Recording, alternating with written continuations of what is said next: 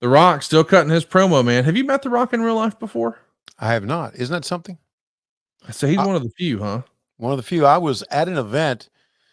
They were in Fayetteville, North Carolina, many years ago after WCW went down, probably in 2001, maybe 2002. And I went there and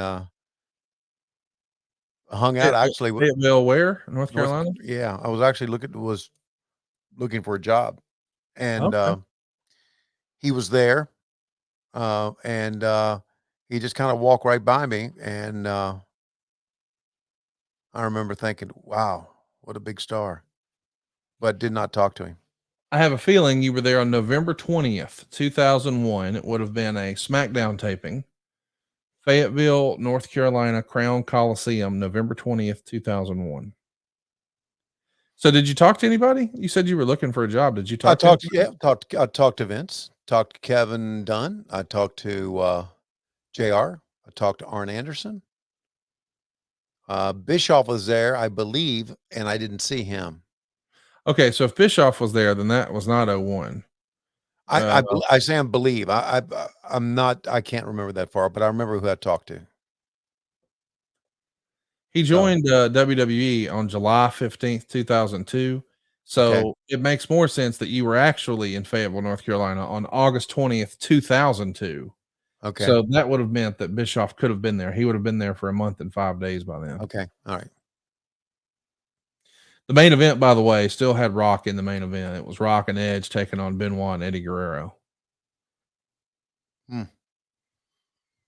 Let's Wow. think about who all's in that locker room that day. Because if you go back to August 20th, 2002, they did a Velocity taping with Mark Henry and Mike Awesome. So Awesome counts. Tajiri and Sho Funaki, neither one of them. Chuck Palumbo, he was Mhm. with you in WCW.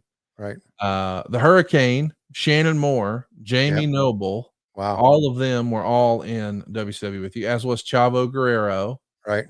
as was Billy Kidman, Wow. as was, is there another here? Oh, Eh, Benoit and Eddie Guerrero. So you knew 9 people who were actually on the card. right. I could see how that would be a worthwhile venture. Tell me about your meeting with Vince that day and your meeting with Kevin Dunn. Obviously, it didn't go anywhere, but what was your impression? What do you remember of that day? I remember I was getting lip service. Oh, you felt that at the time, even. Yeah. Kevin, I got in the truck and he and I talked. Kevin said, "Listen, I'll call you. I'll call you on Monday," which he never did. And Vince said, "You're always welcome here." Blah blah blah blah blah type deal. So it didn't go anywhere. I don't think this is a secret, but before you signed with AEW back in 2019, before this became a thing, Yeah. you had conversations with Tony Khan and with WWE, Yeah. and ultimately, we know your decision. You wound up Uh-huh. going with AEW, and your life has been better and better every day since. But it is interesting to me to think about what if, or maybe even why not. Did you did you even really seriously consider the WWF, and why not? I'm talking about 5 years ago. Yeah, I did. But it all kind of shut down because I was sent to talk to the HR people, and the HR people just kept dragging it on and dragging it on and dragging it on. And then finally, after SummerSlam,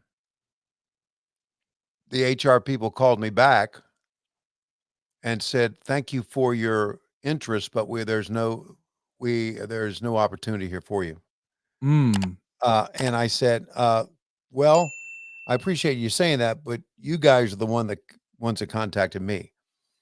And it was Bruce that contacted me. And then what Bruce called me later that day and he said, "Have you heard from our HR people?" I said, "Yeah, finally, but they said there was nothing here for me." So he went, "What?" I said, "Yeah."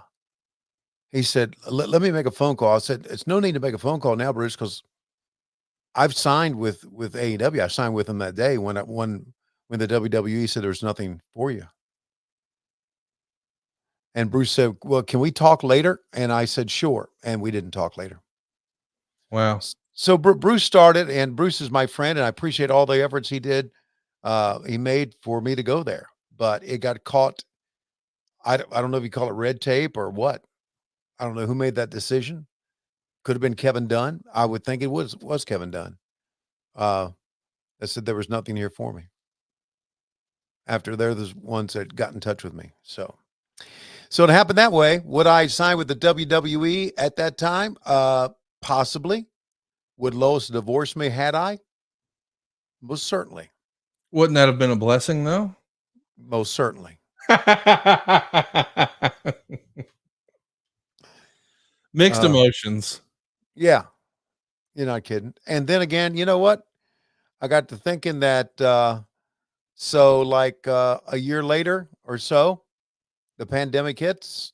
They release a bunch of people. A They lot. a lot. They had hired Eric right before me. They got rid of him. I would have been unemployed. No doubt in my mind, I would have been they would have let me go. So, and there's part of me that thinks that and I'm not blaming Bruce for this because Bruce is my friend and I'm sure he has no say so in this. But there's part of me that thinks that Vince would have hired me just to fire me to fuck me over. Never did trust him. So, Yeah, you just didn't trust Vince, right? not at all. Yeah. Yeah. Well, look at our buddy here. Bubba Ray Dudley, Bubba man. Ray. Got a hold of Trish Stratus, who was just recently in Huntsville over the weekend. We had a big Comic Con. You missed out. It was your chance. Didn't know it was didn't know there was one over the weekend. I was actually in northern Kentucky anyway. A fellow named Orange Cassidy was there. Oh, wow. Another fellow, and a lady named Trish Stratus. Yeah. Anybody else that I would have known or heard of? I think the guy who played Zach Morris on Saved by the Bell, Mark Paul Gosselaar, he was there, and Okay. DJ Qualls, the guy who was in a bunch of early 2000s comedy movies. He always played the nerd character. He was there, and Elizabeth Berkley from Saved by the Bell and Showgirls, she was there, and there's a handful of folks. Cassio told me that the guy who played Al on Home Improvement was there. The guy behind the fence? No, that was Wilson. I'm saying Okay. the guy who worked on the show Tool Time. Okay. Okay. The Bob Right. LaVilla type. Right. He was there. Okay. Man, look at the swap and spit here with Kurt Angle coming to tell him, hey, this is a big mistake. You don't have to do this.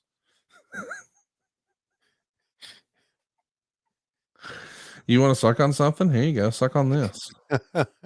God, this is so great.